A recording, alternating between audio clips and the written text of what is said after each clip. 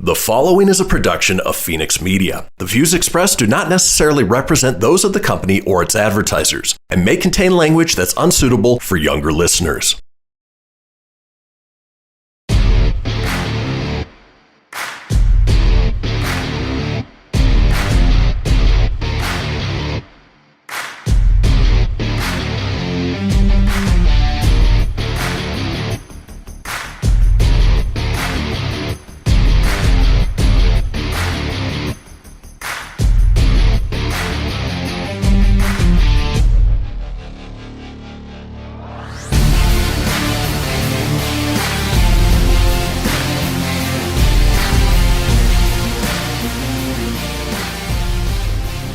Welcome, everybody, to You Bet Your Ass, a Patreon exclusive podcast where we cover the week's biggest sports bets. As always, we are broadcasting live from the National Automobile Museum in downtown Reno. Now, if you want tickets or information, head over to automuseum.org. It's a great place to be. They've got a Batmobile here. They've got the time-traveling DeLorean. So many cool things to check out. Well worth it, especially when it gets cold during the winter. Now, of course, I'm Kristian Fenix. Along with me is the Kurt Warner to my Kevin Harlan, the G-Man. How you doing, G-Man? Hey, I like Kurt. I do too. Yeah. I haven't seen that movie yet. Have you seen it? I haven't seen it yet. It's getting great reviews. It looks good. I like Zachary Levi. And it's such a great story. Yeah. I mean, we all know the story. We know how it plays out. But it's sort of the inspirational factor of, you know, what he came from to where he ended up. And, you know, the fact that he's commentating in the NFL these days. And he looks great, you know. Yeah, I can remember, of course, one little soundbite, and I can't remember. I wouldn't be surprised if it was Madden, you know, back then. But when they said that last year he was stocking groceries in a grocery store in Iowa, and you're like, wow, how freaking cool is that? Right. You know, right. I can remember that. And then, of course, he subsequently went on to, of course, win Super Bowls and Arizona, which, damn. That Cardinal Steelers Super Bowl, that was an amazing one. And then Santonio Holmes, you know, that throw that Roethlisberger, who this may be his last game this week. Yep. It is probably his last game. Mm-hmm. And again, interesting. We'll talk about that a little bit more when we get to the Steelers-Ravens matchup. But there's an interesting little, you know, interesting little statistical thing with the way that things are. And I guess I'll go ahead and tell it. You know, when Roethlisberger's first game that he got on the NFL field was back whenever he came in the league. I can't remember the specific year, but how many decades ago? Yeah, but Tommy Maddox was the starting quarterback. He got hurt. Roethlisberger comes in and does well, and actually doesn't lead the team to victory. But that being said, the first game that he was on the field, the team was the Baltimore Ravens. No kidding. So he bookends his career potentially with the Ravens. Yeah. Interesting. Yeah. And so anyway, we'll talk about what I think the outcome's going to be in a little bit. Yeah. I mean, so many fun storylines to talk about. But before we get there, let's do a recap of NFL Week 17. Last week, you had a fantastic week. You went 12 wins, 4 losses. Overall win percentage, and this is why we tell you folks that you got to stick with us through the entire season. Overall is 53.13%. Yeah. And $2 tally, you know, we've said if you bet $2 on every single matchup throughout the entire season, guess what? We're in the positive. Yeah, finally. $4.80 positive. Yeah, it's been quite the journey, but 12-4. That's one that I can hang my hat on. It's the best one of the year.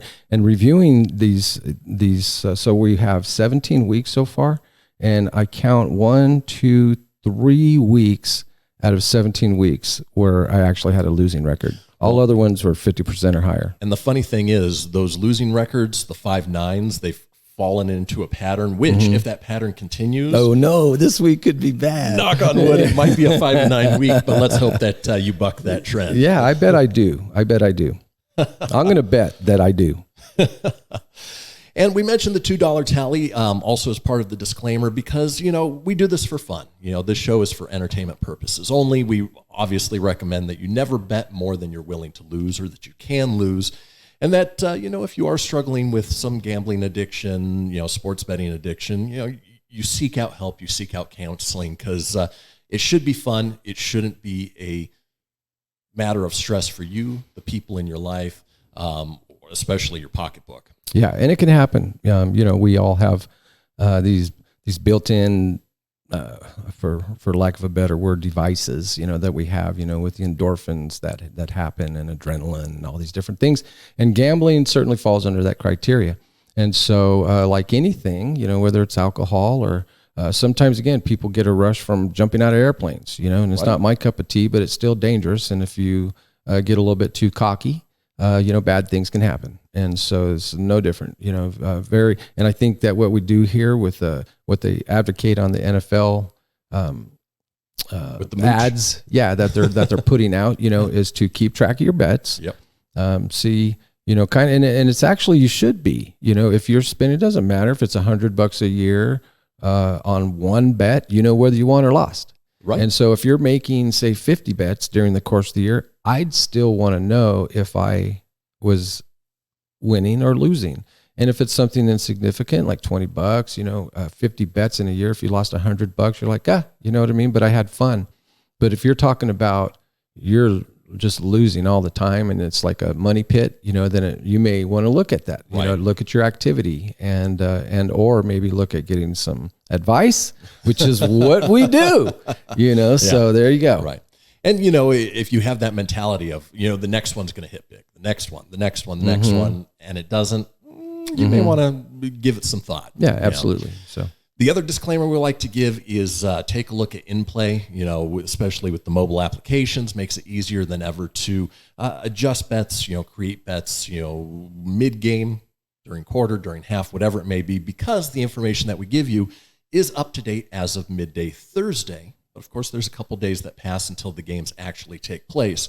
And especially this week, there are so many question marks on who's going to play, who's not going to play because of certain playoff situations that things could dramatically change between now and Saturday or even Sunday. So, take a look at in-play. It's a great way to adjust bets and not rely solely on the information we give you as of midday Thursday. But like I said, win percentage, 53.13%. So even if you are following it to a T, you're still doing okay. Yeah. And, especially with, the COVID situation still, and even though it's tamed down, and I think the NFL, as many of us are still learning the dynamics of this virus, and they've adjusted, kind of like their criteria and things like that, but there's been some things that have definitely affected teams when players, now it's not even that much, but when they have the rest 10 days, and they're out, but now it's to the point to once it's detected, they're kind of seeing what they are the day of the game. Mm-hmm.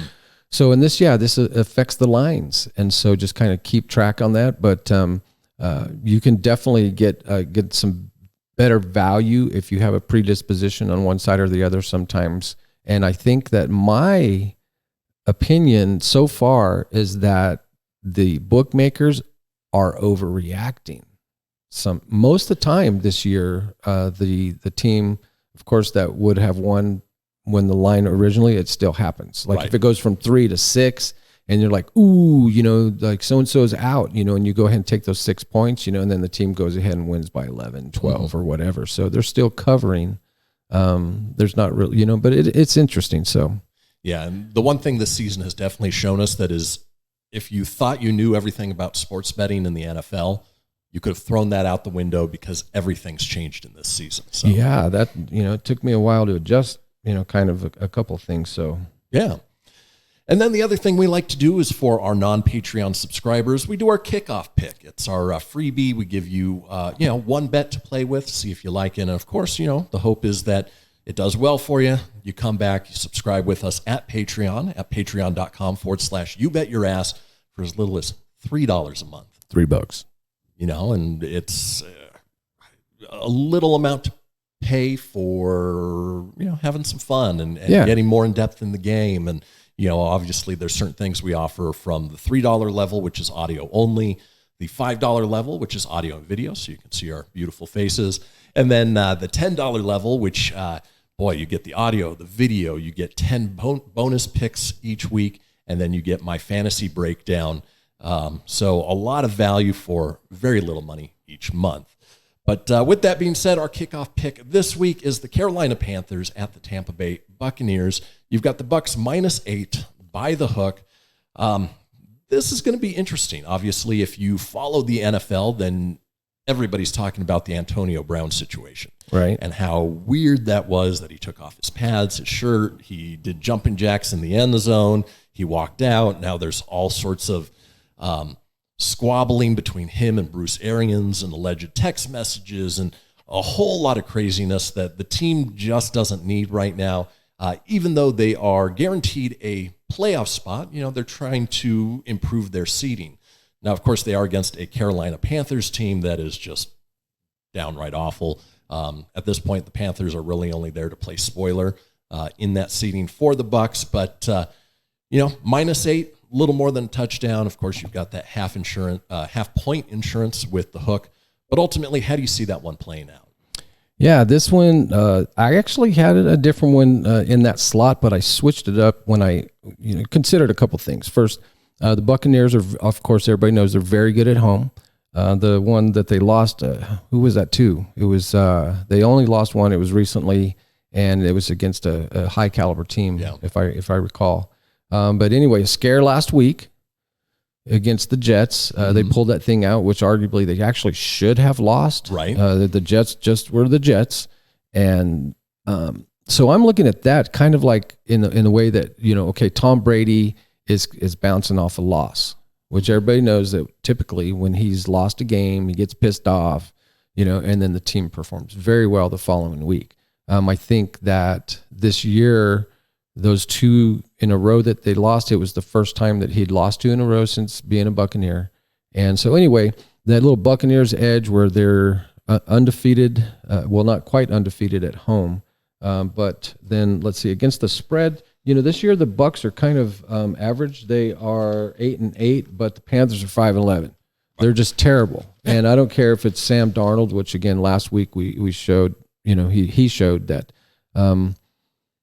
he may just be like a second string quarterback. Right. He may be a backup quarterback. Yeah. He's probably a backup quarterback. They've got 2 backup quarterbacks in Cam Newton and Sam Darnold. I was just getting ready to say that. So between him and Cam Newton, I really don't care which one. I think the Bucs are going to handle this spread. Last time they played on the 26th of December, they blew them out 32-6. Yeah. Now they got them at home. And I think that the Panthers are just trying to, again, just kind of ride this out. One thing that does concern me, if they beat them 32-6 or more, which is 26 points, I don't really see that because they don't have Antonio Brown. They have some injuries that they're dealing with, on the defensive line. One of their linebackers, I think, are going to be out. Is Fournette still out? I'm not sure about him, but I think so. Yeah. So they do have some injuries that they're dealing with, and so the -8, I don't see 32-6 again, but I still can see them. And the reason I, winning the game by 10 points or more, actually, and so the reason that I went ahead and said by the hook on that 8 is, number one, it is a decision maker, and the second thing, it's a real number. Yeah. So sometimes 28 to 20, you know what I mean, something like that. Right. 20-10, and it's right there. If they're doing well by halftime, I could absolutely foresee them sitting Brady. If they're blowing them out. Half. Yeah. Or at least by the fourth quarter. Yeah, because again, where are they on the playoffs? Are they the number 2? Let me check real quick. I think they're at least pretty close. While you're doing that, so the home loss was against the Saints, and that's when Brady got that goose egg for the first time in 15 years. Yep. And so they clinched their division. And as far as the seeding right now, they don't have that. They don't have that posted. Okay, so nobody has achieved that number 1 seed. Mm-hmm. So, yeah, that's playoffs.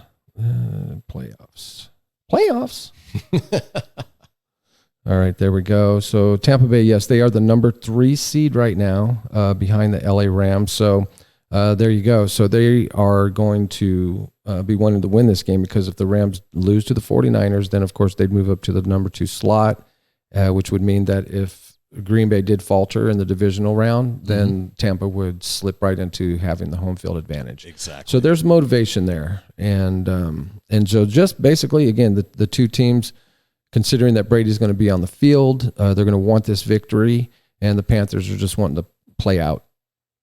So all things considered, I'll lay that 8 points and buy the hook. Makes a whole lot of sense. And folks, that does do it for the kickoff pick, so hopefully that works out well for you. Like I said, we would love if you subscribe to our show over at patreon.com/YouBetYourAss. Again, for as little as $3 a month.